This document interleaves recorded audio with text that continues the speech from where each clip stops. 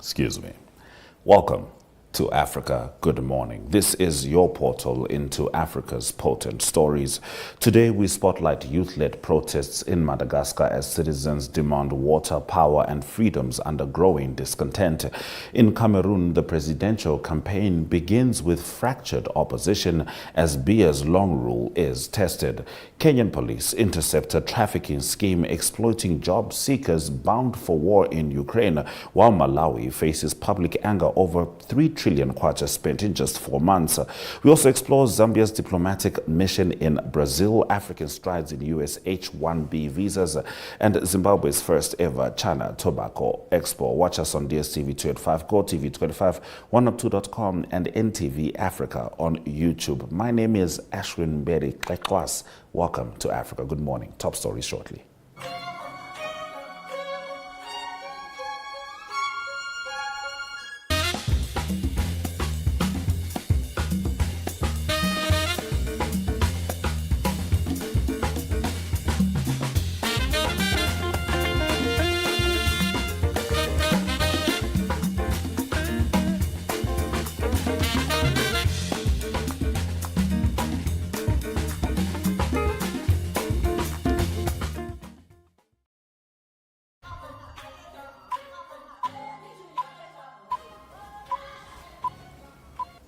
Let's get into the top stories on Africa Good Morning.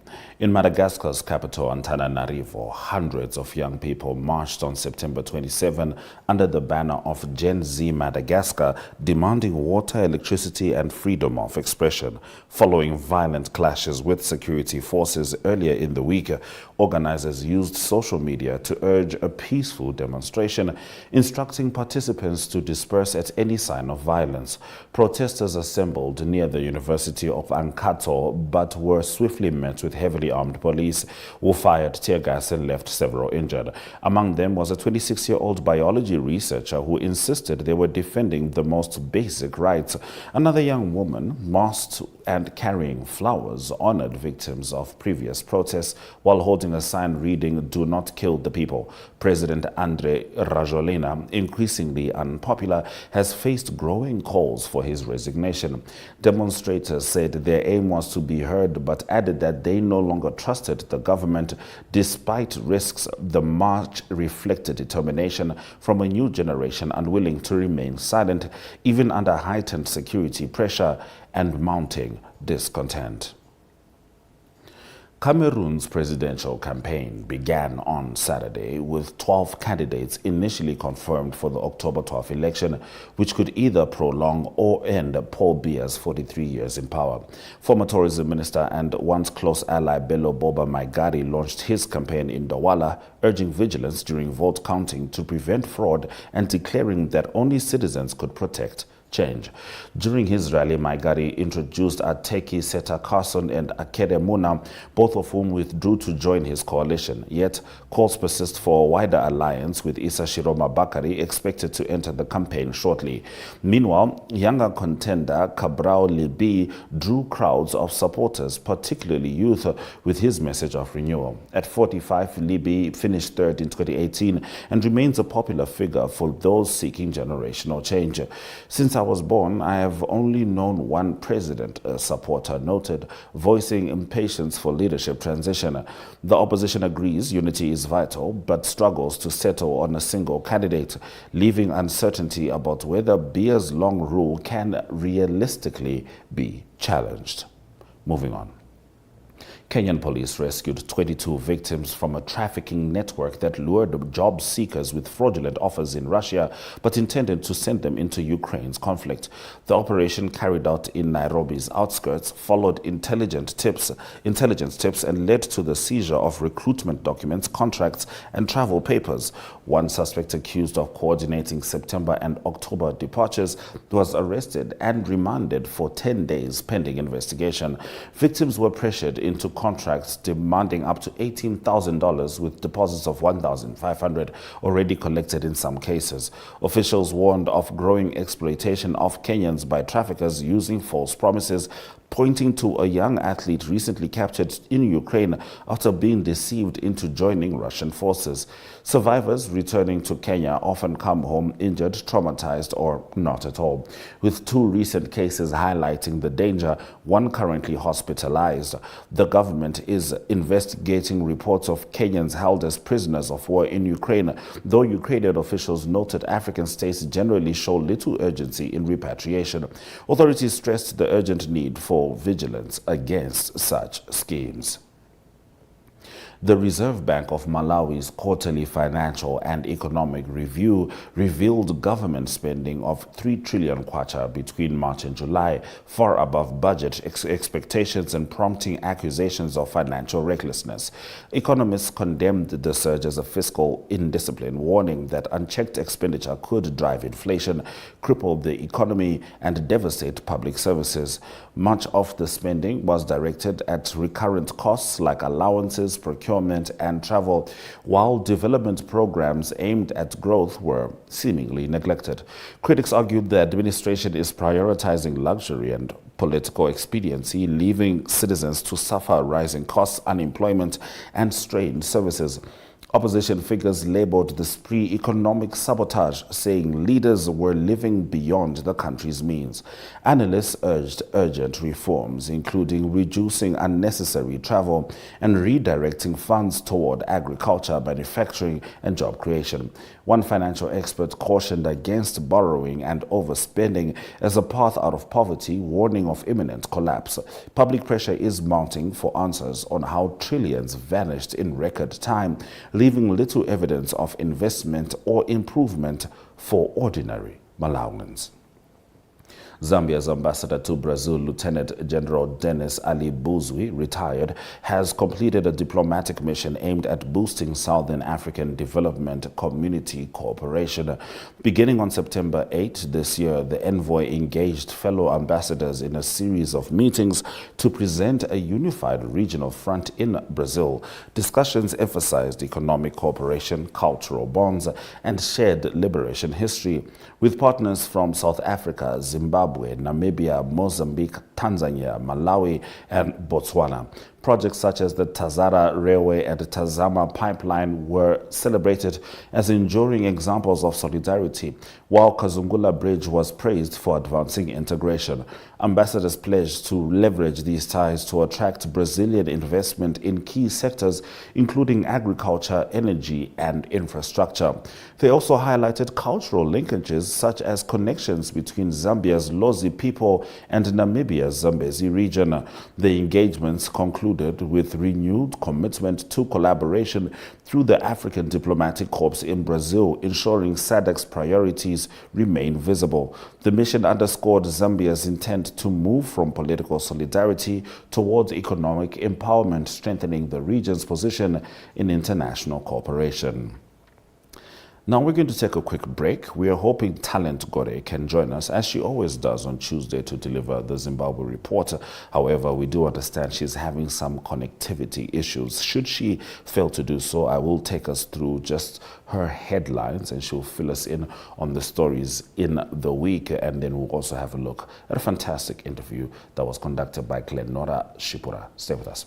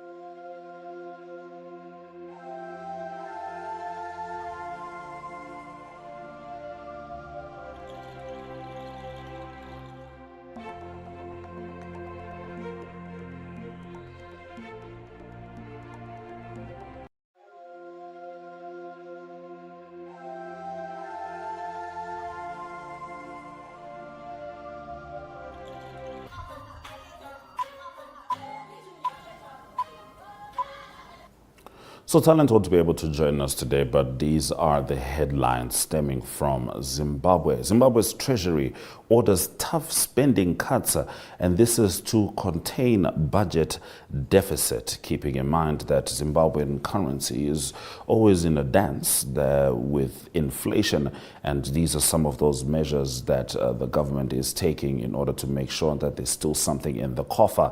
However, the next story introduces some irony to the headlines. President Emmerson Mnangagwa hands over first batch of 700 vehicles for army chiefs, and this is amid party tensions.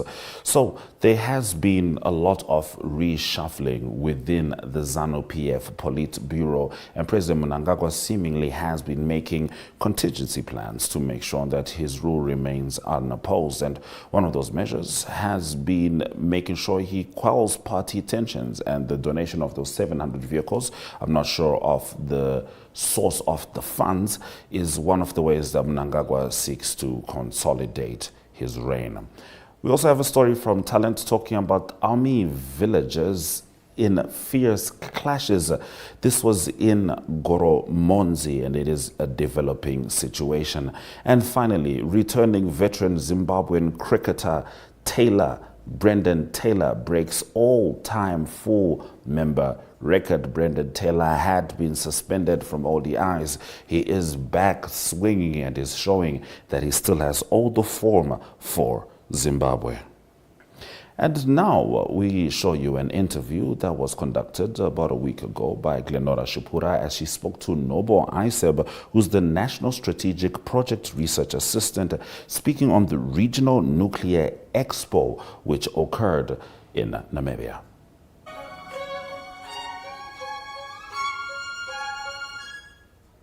In the studio, we are joined by Noble Iseb, the National Strategic Project Research Assistant. Do forgive me if I have mispronounced your surname. I was trying to practice it. Hi, how are you? Good morning, how are you? I'm good, I'm doing very well. I understand that you are part of the organization that is behind the Nuclear Expo. Could you talk about the Nuclear Expo? Yes. Thank you very much for having me. First of all, just a little bit of a background on the Expo. So we are hosting a regional nuclear expo, raising awareness on nuclear science and technology. This has been capacitated by the Chevening Alumni Program Fund, which gave a grant to Ms. Nelao Njala through the UK government, and that was facilitated by the British High Commission in Namibia. So what the aim of this expo is to basically raise awareness within Namibian learners about nuclear science, nuclear technology, because there's this misconception that nuclear is only about nuclear bombs or power plants. So we are trying to have a expo of raising awareness where we want to raise possible other careers, whether that is in the agricultural sphere, whether that is in the health sphere, whether that is in research and development or environmental monitoring. So what we are doing basically now is we have 3 teams that are traversing throughout the country. Team 1 will be going through Ochivarongo, Ocho, Opuo, Otapi, and ending in Oshakati. Team 2 will be going through Enana, Nkurenkuru, Rundu, Katima Mulilo, and then Omuthia. Team 3 will be going through Hobabis, Marintal, Kietmanswop, Ludretz, and Roshpina. So the teams have already started, so I'll also be leaving immediately after the interview on our expo. Yes. Yes. It looks like you have quite your hands full with, this expo. How important is it? I know you did mention on giving, exposure to school-going children on the fact that nuclear power is not necessarily only atomic bombs and what have you. But how important is it that the average Namibian child can access information, but beyond that also maybe pursue careers in nuclear power, which, like you said, is a diverse range? Yes. So what we want to let the learners know is, because look, if we are talking about nuclear science and technology, if you, let's say, for example, let's look at the health sector. We are moving into a direction where we have we need to capacitate and have our health professionals reach remote areas, right? So nuclear science and technology does help that. So we want to have a Namibian child say, I want to become an oncologist to help with fight cancer, whether that is now early detection, fighting the disease before it spreads and so forth, or also in the agricultural sphere where we are faced with food security issues, where we are faced with water scarcity issues. So here we come in with issues such as isotopic hydrology, where we look into our underground water sources, when we look into our aquifers, where we look into possible contaminants in our groundwater, how do we go about fixing that problem? And also when in the agricultural sphere, what we also want to do is we want to bring in pest-resistant crops that can withstand this climate change situation. And then when it comes to research and development, which is something that is very, very critical for our future as a country, and then also environmental monitoring and so forth. So there are various other careers that are important, because look, what as our President, Her Excellency Dr. Netumbo Dato says, we want to capacitate the Namibian house. We want to build a strong human capital for our country. So with that, our President is saying, we want to create a nuclear sector for ourselves, right? So that, because we are the third largest uranium producer in the world, we are supposed to be the forerunners in this industry. We are supposed to be the people that other countries come to. So we want to have aspects of mineral beneficiation within the country. So with that also now helping our socioeconomic standing, pulling out the youth from unemployment, creating other areas. So for example, let's say there are a lot of unemployed graduates or even underemployed graduates. So how do we try to bring a synergy between these aspects and also having a strong human capital? Now, the greatness about this expo is that we are starting at the ground level, where it is the grade 9 to grade 12, that is the target audience currently. And then there are teachers and their counselors. So we want to create that ethos of sparking that enthusiasm for the learners. So I think in that regard, the expo is actually quite critical.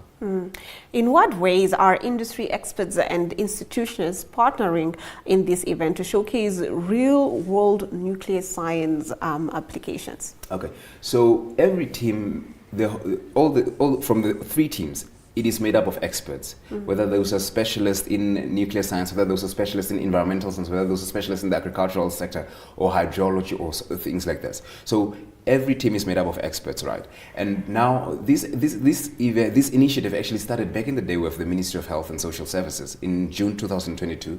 What they actually did was they had an outreach for nuclear science and technology. The only problem of that happened there was meager resources only enabled them to only reach students in Windhoek or perhaps in commerce. So with this expo, what we're trying to do is we want to reach as many underserved areas in Namibia, and also trying to bring a great exposure. So here we have key areas. Let's say, for example, the Chevening Alumni Program Fund is involved with their grant. The British High Commission and the UK government are greatly involved. We have the Rossing Uranium, a great partner in this regard. We have the Ministry of Health and Social Services and Namibian Atomic Energy Agency. We have them on board. We have MESAC, the Ministry of Education, and then we have the National Commission on Research, Science and Technology, my employer, in CRST, and then we have UNAM involved, we have NAST involved. So what we actually also further want is for other key players to come on board. So what we want is mining giants. Let's say, for example, your B2 Golds, let's say your Dantes, your Langer Heinrich, your Navaja, your Uranium One. We want the key players to come in, because what we want to do is we want to create a strong working workforce for Namibia. We want to prepare. We don't want to find ourselves that we have created this nuclear sector and then we have to import expertise. So right now, while we are still envisioning this sector, we want to capacitate our people. Speaking of that, how do the planned exhibitions and competitions rather help break down the complexity of nuclear science for learners? And I think it's not only just for learners, just for the average Namibian. Yes. So what we are trying to do is we are going to have quizzes, we are going to have exhibitions that are nuclear science based, right? So what we'll do is, like, let's say, for example, and a great aspect that I perhaps must also mention is, for example, if we are going to, let's say, Ochivarongo. The Ministry of Education has been so kind to actually bring in schools from the surrounding areas. So the congregation is actually from all the surrounding areas of that specific region. So various learners from various communities are actually coming to that focal point. So that is something great. So in that sense, we are having, let's say, for example, various teams that are going to be doing exhibitions, learners. So, learners are very creative. So we tell them, look, here's the areas that we want you to look at. How you go about that, what you do, is up to you, right? So they come up with whether that is their project or whether that is their exhibition. But we want key areas, how does nuclear science and technology affect the health sector? How does it affect, let's say, agriculture? How does it affect research and development? What is it? How does it actually go? How does it go combined, and how is it synergistically able to propel Namibia into greatness, so to speak? So we leave that to the learners. So there will be various prizes that they will win, and then we are going to be sharing quite a bit of information. And also another aspect is we are going to be working in tandem with the teachers and the counselors that are working with the learners, because what is important is that these are the first contact of the learners. So we want to capacitate our teachers, we want to capacitate our counselors, we want to work with our international partners so that we can have exchange programs for our teachers, so that we can also have situations where we have let's say, for example, a collaborative network of the teachers, so that we know, look, this is where the interest is lying, this is where the learners want to go, how can we bridge the gap? So where are the scholarships? Which research institutes will come in? Because the idea is not to only finish with this expo in this 1 week, because it's a very short period of time, right?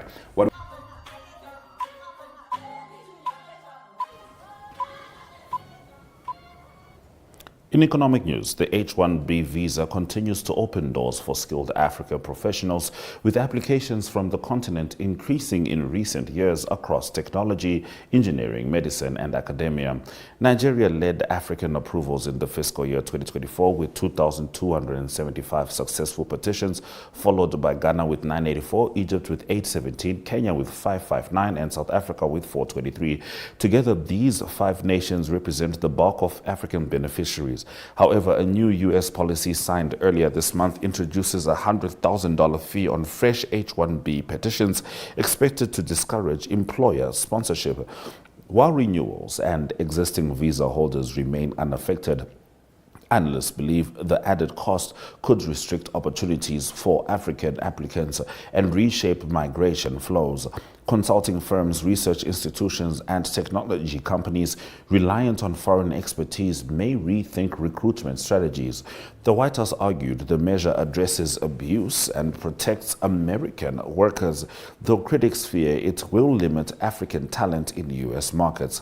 The development arrives as African nations continue climbing the ranks of H-1B representation, making the policy shift especially consequential for future applicants.